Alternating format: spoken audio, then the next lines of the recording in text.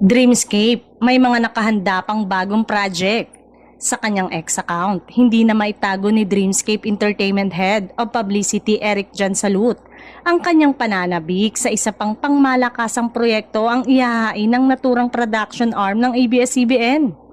Dagdag niya, bukod sa bagong teleserye ni kapamilya aktor Donnie Pangilinan, meron daw na 2 pang proyekto ang kanilang inihahanda sa mga susunod na araw.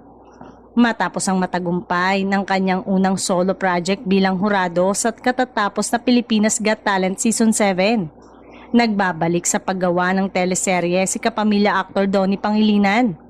Sa pagkakataong ito, muli siyang gagawa ng teleserye sa ilalim ng Dreamscape Entertainment.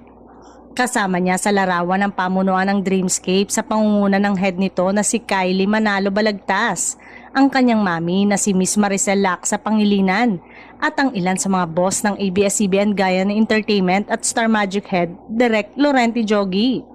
Dagdag pa ni Salud, excited na akong ma-announce yung isa pang big project ng Dreamscape.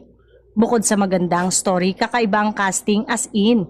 Iba pa yung kay Donnie Pangilinan, may 2 pang serye na aabangan sa kapamilya.